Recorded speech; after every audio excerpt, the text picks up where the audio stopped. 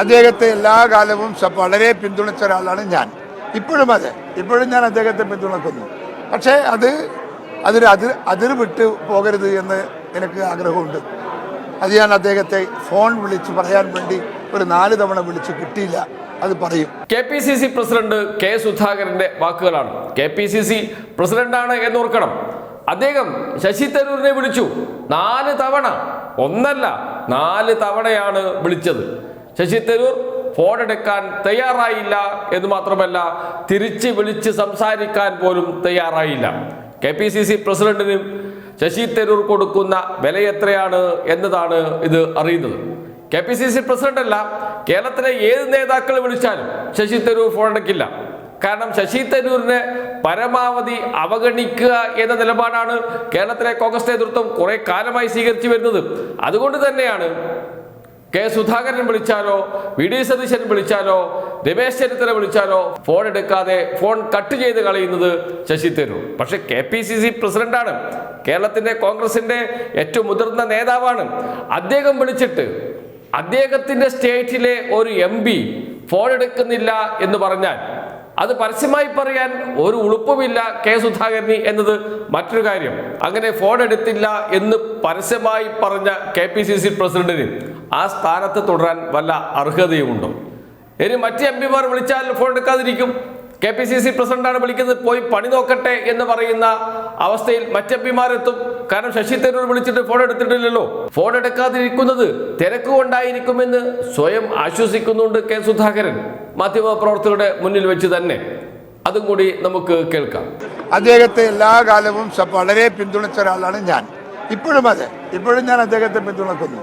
പക്ഷേ അതിര് വിട്ട് പോകരുത് എന്ന് എനിക്ക് ആഗ്രഹമുണ്ട്.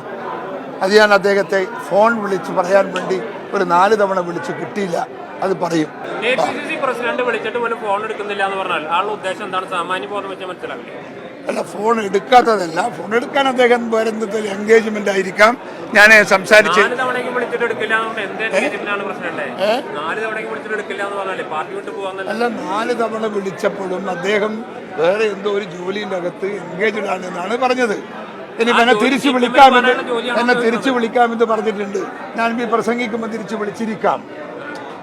ഞാൻ പ്രസംഗിക്കുമ്പോൾ അദ്ദേഹം തിരിച്ചു വിളിച്ചിരിക്കാം, സ്വാഭാവികല്ലേ. ഞാനിപ്പോൾ വിളിക്കും, അദ്ദേഹത്തോട് സംസാരിക്കും, എന്നിട്ട് നിങ്ങളെ കാണാം. ഇതെല്ലാം തെളിയിക്കുന്ന ഒരു കാര്യമുണ്ട്. ശശി തരൂർ ഉറച്ചു തന്നെയാണ്.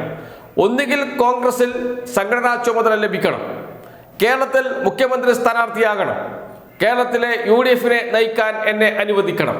ഇതാണ് അദ്ദേഹത്തിന്റെ ആവശ്യം. അത് രാഹുൽ ഗാന്ധിയോട് അദ്ദേഹം വ്യക്തമായി പറയുകയും ചെയ്തു. എന്നാൽ കോൺഗ്രസ് നേതൃത്വം അത് സ്വീകരിച്ചില്ല, അപ്പാടെ തള്ളിക്കളഞ്ഞു.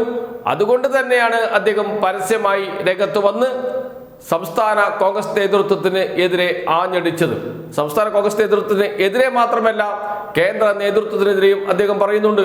കാരണം 19% ഇപ്പോൾ കോൺഗ്രസിന്റെ വോട്ട്.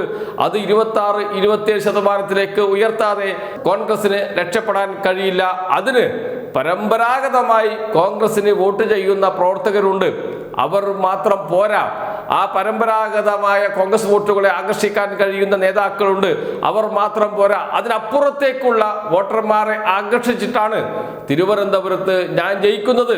അതുപോലെ ദേശീയ തലത്തിലും 26-27% വോട്ട് വിഹിതം വർദ്ധിപ്പിക്കണമെങ്കിൽ അത്തരമൊരു നേതാവ് ദേശീയ നേതൃത്വത്തിലേക്ക് വരണം.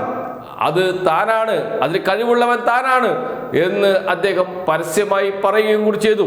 എന്ന് വെച്ചാൽ സംസ്ഥാന നേതൃത്വത്തിന് എതിരെ മാത്രമല്ല, കേന്ദ്ര നേതൃത്വത്തിന് എതിരെയും അദ്ദേഹം ആഞ്ഞടിക്കുന്നു എന്നർത്ഥം. അതാണ് ഈ അഭിമുഖത്തിൽ നാം കാണുന്നത്. എന്തായാലും ഒരു കാര്യം ഉറപ്പിച്ച് പറയാം, ശശി തരൂരിന് ഇനി കോൺഗ്രസിൽ ഭാവിയില്ല. അദ്ദേഹം പറഞ്ഞതുപോലെ ഏതെങ്കിലും രാഷ്ട്രീയ പാർട്ടിയിലേക്കാണോ അദ്ദേഹം പോവുക? അതല്ല, അദ്ദേഹം വായനയിലും പ്രഭാഷണത്തിലും എഴുത്തിലും മുഴുകുമോ? ഇതാണ് ഇനി അറിയാനുള്ളത്. കോൺഗ്രസിൽ ശശി തരൂരിന്റെ ഭാവി ഇതോടുകൂടി അസ്തമിച്ചിരിക്കുന്നു. ഇനിയുള്ള കാലം ഒരു MP ആയി തുടരാം എന്ന് വെച്ചാൽ ഈ പാർലമെന്റിന്റെ കാലാവധി കഴിയുന്നതുവരെ. അതിനുശേഷം തിരുവനന്തപുരത്ത് മത്സരിക്കാൻ പോലും അദ്ദേഹത്തിന് സീറ്റ് ലഭിക്കാൻ സാധ്യതയില്ല എന്ന് അദ്ദേഹം മനസ്സിലാക്കിയിട്ടുണ്ട്. അതുകൊണ്ട് തന്നെയാണ് അദ്ദേഹം കൃത്യമായ നിലപാടെടുത്ത് പോകുന്നത്. അവസാന കളി ഒന്നുകിൽ കേരളത്തിലെ കോൺഗ്രസിനെ നയിക്കാനുള്ള അവസരം ലഭിക്കണം, UDF-ന്റെ നേതൃത്വം തന്നെ ഏൽപ്പിക്കണം. ഇതാണ് അദ്ദേഹത്തിന്റെ ആവശ്യം. അത് അംഗീകരിക്കുമോ കോൺഗ്രസ് എന്നതേ അറിയാനുള്ളൂ. ഒരു സംശയവും വേണ്ട, അതിലേക്ക് കോൺഗ്രസ് പോവുകയേയില്ല. അങ്ങനെ പോയാൽ കേരളത്തിൽ പിന്നെ കോൺഗ്രസ് ഇല്ല. കോൺഗ്രസിന്റെ നേതാക്കൾ മുഴുവനും കോൺഗ്രസ് വിട്ടുപോകുന്ന, അതല്ലെങ്കിൽ നിഷ്ക്രിയരാകുന്ന അവസ്ഥയിലേക്ക് മാറും. അതുകൊണ്ട് അത്തരമൊരു ചിന്ത കോൺഗ്രസ് നേതൃത്വം എടുക്കുകയേയില്ല. അതുകൊണ്ട് ശശി തരൂരിന്റെ സമരം ഒരു വൃഥാ സമരമായി മാറും എന്ന കാര്യം ഉറപ്പാണ്. അദ്ദേഹം പറഞ്ഞതുപോലെ ഭാവി രാഷ്ട്രീയം ഒന്നുകിൽ ഏതെങ്കിലും രാഷ്ട്രീയ പാർട്ടിയിൽ ചേർന്ന് അദ്ദേഹത്തിന് രക്ഷപ്പെടാൻ പറ്റുമോ എന്ന് നോക്കാം. അതല്ലെങ്കിൽ എഴുത്തും വായനയുമായി അദ്ദേഹം ഒതുങ്ങേണ്ടി വരും എന്ന് അദ്ദേഹത്തിന് തന്നെ അറിയാം. അതാണ് അദ്ദേഹം അതും കൂടി ഈ ഇന്റർവ്യൂവിൽ പറഞ്ഞത്.